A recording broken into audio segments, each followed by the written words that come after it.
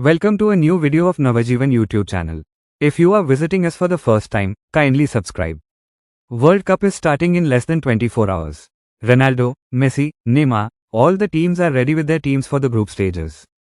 This will be the longest World Cup in the history of the competition, with 48 teams and 104 matches. Teams are packed with highly talented players, and title race is going to be tougher. Before checking the methods of scoring, let's see the recent tactical trends from the biggest stages of the game.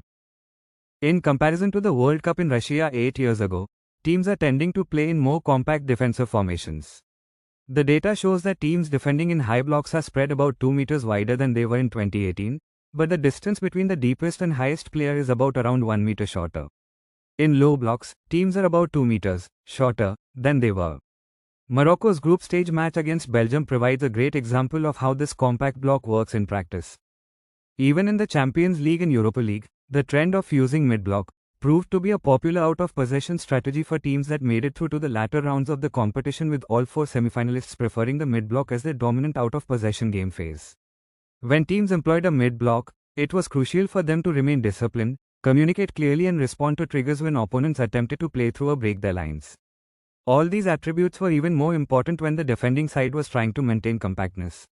With the use of mid-blocks becoming ever more common as the preferred out-of-possession phase in 2022, there was more space to exploit in wide areas, and some teams proved very effective at exploiting this space to create chances. With high press trends more recently, and high physical standards, with 5 substitutions, long ball will play a key role in breaking defenses. Teams like France and Austria are well known for their high pressing. Winning teams consistently outperformed losing teams when it came to successfully converting ball progressions into attempts at goal. It was important to be disciplined when they don't have the ball, more than while having ball possession. As per the studies, the use of ball when having it was crucial in the final third, but entry into the final third were lesser than 2018 World Cup. With the use of mid-blocks becoming ever more common as the preferred out-of-possession phase in 2022, there was more space to exploit in wide areas, and some teams proved very effective at exploiting this space to create chances. Total of 20 more goals were scored from crosses in 2022, 45, than in 2018, 25, while there was also an increase of 12% in attempts at goal from crosses. Goal scoring efficiency from crosses increased to 20% in 2022, meaning 1 in 5 attempts at goal from crosses resulted in a goal, while teams were also proactive at getting at least 3 players into the penalty area to attack deliveries from wide areas. It has been identified that less crosses are tried compared to past. Teams try to enter the box, try short crosses or cutbacks to score. It is easier to be more efficient on the counter-attack. If the team that does not have the ball can be disciplined, and if the team that has the ball doesn't score, slowly, the team with the ball will take more risks, so it is possible to get better quality chances on transition to attack. In modern international football, margins are razor thin, and roughly 70% of matches are decided by a single goal. Because open play spaces are heavily choked by elite defensive structures, set pieces, corners, free kicks, penalties, and long throws have become the ultimate competitive differentiator. The VAR effect in the penalty box. With 16 high-tech optical tracking cameras catching every limb, defensive lines can no longer rely on dark arts inside the 18-yard box.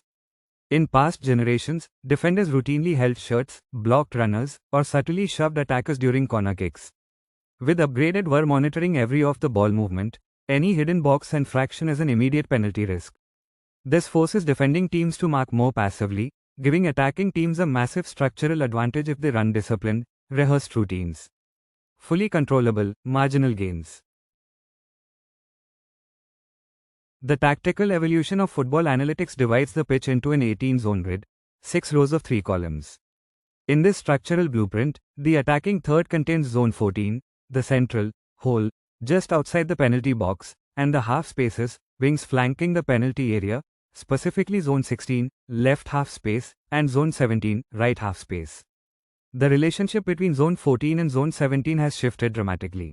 While zone 14 was once heralded as the ultimate playmaker sandbox, the modern explosion of low defensive blocks and highly optimized cutback routines has turned zone 17, and its left-sided mirror, zone 16, into the most lethal creation zones in the game.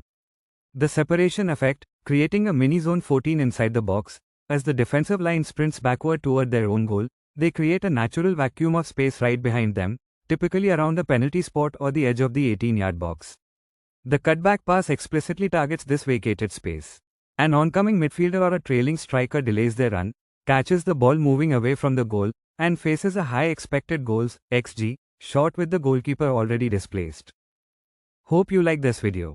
Comment your favorite team or their style of play.